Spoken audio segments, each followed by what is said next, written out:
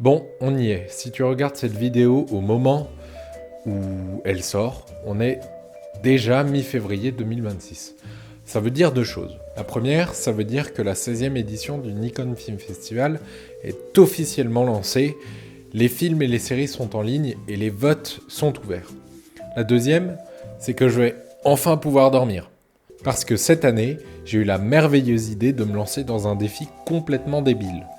Tu sais, d'habitude, le Nikon, c'est un court-métrage de 2 minutes 20, et pour être honnête, c'est déjà intense. Surtout en aussi peu de temps. Mais là, pour cette édition, avec le thème de la beauté, ils ont ouvert une nouvelle catégorie. La mini-série. 6 épisodes de 2 minutes 20. Et moi, avec mon esprit extrêmement rationnel, je me suis dit, et si on faisait une série, mais en gardant les mêmes contraintes que d'habitude. C'est-à-dire, zéro budget, un seul week-end et une équipe restreinte. 2 personnes, vraiment. Juste 2. Alors maintenant que c'est fini, j'ai envie de me poser avec toi pour t'expliquer comment on a fait et surtout pourquoi c'est à la fois la pire et la meilleure idée de ma vie parce que c'est pas ma première fois. J'avais déjà fait la 13e édition sur le thème du nombre 13 avec le film Paper Boats. À l'époque, c'était pareil. Pas d'argent, tourné en un week-end, à l'arrache, mais passer du court à la série, dans ces conditions-là, c'est un autre monde. Le premier truc qu'il faut qu'on parle, c'est cette illusion du format de la série. Franchement, quand on s'est lancé, on s'est dit naïvement, c'est bon, c'est juste 6 fois 2 minutes 20. Grave erreur. Ce que je n'avais pas anticipé et que je veux vraiment que tu comprennes, si tu veux te lancer l'année prochaine, s'ils font encore les séries, c'est la charge mentale. Et surtout, ce que ça implique. Sur Paper Boats, je courais déjà partout, c'était un run and gun, mais on avait une histoire à tenir. Une seule arc narrative, et avec la série, tu dois gérer 6 débuts, 6 milieux, 6 fins, pour garder une cohérence sur toute la longueur alors que tu es en train de mourir de fatigue. Et quand tu es fauché comme nous, que tu n'as pas de budget, pas de décor, pas de costume, tu ne peux pas te permettre d'avoir de l'ambition mal placée. L'ambition sur une série à 2 balles, ça veut pas dire faire exploser des bagnoles ou imaginer la fin du monde, des choses comme ça, plein d'effets spéciaux. L'ambition, ici, ça veut surtout dire être malin. Malin dans l'écriture. Par exemple, ici, j'ai dû écrire le scénario pour le tournage. C'est-à-dire qu'on ne s'est pas dit, tiens, on va écrire une scène dans un château, pour ensuite pleurer parce qu'on n'a pas de château. Non, on a regardé ce qu'on avait. Pour ma part, c'était un appart, pourquoi pas la ville où j'habite, et une actrice. Et on a écrit pour ça. Si tu ne fais pas comme ça, si tu n'adaptes pas ton histoire à tes moyens, réels dès l'écriture, surtout sur un format long comme la série, tu vas te noyer dans le 3e épisode. Et je peux t'assurer que j'ai des amis qui ont abandonné cette année juste à cause de ça. Et ça m'amène au point le plus critique, le tournage en duo. C'est particulier, le tournage à 2 sur le papier, c'est la liberté totale. On peut faire beaucoup de choses, on n'a pas de régie à gérer, on n'a pas de planning complexe avec 15 techniciens qui vont tous râler parce qu'il y a des problèmes sur le tournage. C'était déjà ce que j'avais aimé sur la 13e édition, cette flexibilité, mais la réalité du terrain, c'est que tu n'as plus de cerveau disponible. Je m'explique. Imagine la scène. Je suis en train de cadrer. Je dois penser à la mise au point, à l'émotion, au décor. Et en même temps, il y a la petite voix dans ta tête qui te dit « Est-ce que tu as allumé le micro ? Est-ce que tu as encore de la batterie ? Est-ce qu'il y a le raccord lumière ?» Et après, tu te dis « Et merde, on a oublié de boire de l'eau depuis 4 heures. » Ça, c'est la réalité du duo.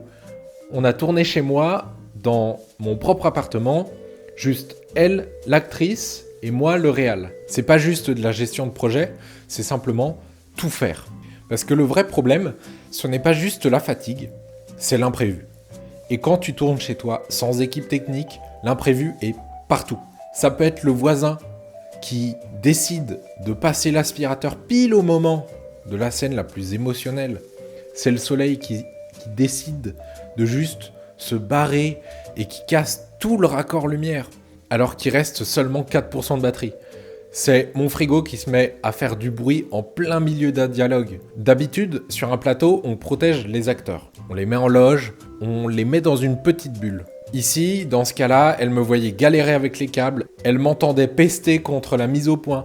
Elle était aux premières loges de mes galères techniques. Et c'est là que je vais te donner un conseil qui vaut peut-être de l'or. Si tu pars sur ce genre de format assez commando avec une équipe réduite, ne choisis jamais une actrice ou un acteur ou une équipe technique que tu connais un peu ou tout simplement qui a besoin d'être chouchouté. Pars avec quelqu'un avec qui tu n'as plus aucun filtre. Parce qu'à la 14e heure de tournage, à 2h du matin, sous les spots de lumière qui te brûlent dans ton salon transformé en champ de bataille, Justine peut témoigner, on n'a plus le temps pour la politesse, on n'a plus le temps de ménager les égos. Avec elle, c'était l'efficacité pure. Si la lumière changeait brutalement, pendant son monologue par exemple, il suffisait d'un regard et elle comprenait directement que c'était mort techniquement. On coupe, on déplace, on reprend, pas de désolé, pas de réunion, juste l'action immédiate pour sauver les rushs. Ça, c'est la survie. Et en travaillant un petit peu comme ça, tu gagnes aussi beaucoup de temps parce que le Nikon, c'est très peu de temps de préparation et sur un week-end, très peu de temps de tournage. Et puis il y a le thème, la beauté. Avoue que ça fait peur.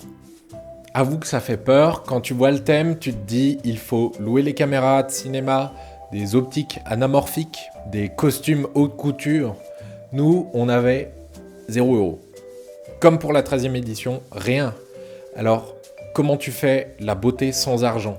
Tu arrêtes d'essayer d'acheter la beauté et tu commences à la chercher. C'est l'erreur que je vois tout le temps. Penser que le matos fait le film. Si j'avais cette caméra RED, ça serait beau. C'est faux. La beauté, surtout au Nikon, c'est un regard. Je vais te donner un exemple concret pour notre tournage. Pour une scène clé de la série, on voulait une ambiance vraiment percutante avec un truc un peu onirique. Et c'était un plan en macro. Si on avait eu du budget, on aurait loué des gros projecteurs, des gros objectifs, passé 2 heures à les installer. Et là, on a mis tout simplement une lumière avec un réflecteur au niveau des yeux de Justine. J'ai mis une loupe sur mon objectif, placé la caméra et on a tourné. Et en 15 minutes chrono, la scène était dans la carte SD. C'est simple et efficace. Et c'était 100 fois plus beau que n'importe quel éclairage artificiel mal réglé. C'est ça ma leçon de cette édition. Quand tu n'as pas d'argent, le temps de préparation et tes yeux, c'est ta seule richesse. Il y a également ton entourage, l'équipe avec qui tu travailles. Mais je veux pas te mentir. Une fois le tournage fini, c'est là que le doute s'installe. Monter, étalonner et mixer 6 épisodes seul devant ton ordinateur jusqu'à 3 heures du matin, c'est très violent.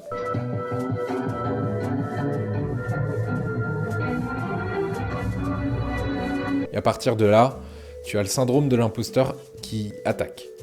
Tu regardes tes images et tu te dis, on n'est que 2, ça va se voir. C'est fait en un seul week-end et c'est nul comparé aux pros qui ont 30 000 € de budget. J'ai eu des doutes suite à Paperboat et je les ai aussi eus cette année encore plus fort. Mais tu sais quoi ? On a tenu. On a envoyé les fichiers et avec le recul, je suis très fier. Non pas parce que techniquement c'est parfait, et ça ne l'est pas, mais parce que ça existe. Parce qu'on a tenu notre promesse de le faire à 2. Alors voilà, la série est enfin en ligne sur le site du Nikon. Et c'est là que j'ai besoin de toi. Le Nikon, c'est un festival public. C'est un jeu de visibilité et de vote. On a mis nos tripes dans ce projet. On a essayé de raconter quelque chose de sincère sur la beauté avec nos petits moyens, mais beaucoup de cœur. Le lien est juste en dessous dans la description. Franchement, va y jeter un œil. Regarde le premier épisode, ça dure 2 minutes 20, et si ça te touche, n'hésite pas à continuer la série, et si tu crois en nous, n'hésite pas à mettre un petit vote. Ça prend 2 secondes, c'est gratuit, et pour les petits créateurs indépendants, comme nous, ça veut dire énormément. Merci à ceux qui me suivent depuis l'époque de la 13e édition du Nikon. Merci aux nouveaux sur mon compte Instagram. Allez voir les films et soutenez la créativité indépendante. Sur ce, on se retrouve très vite.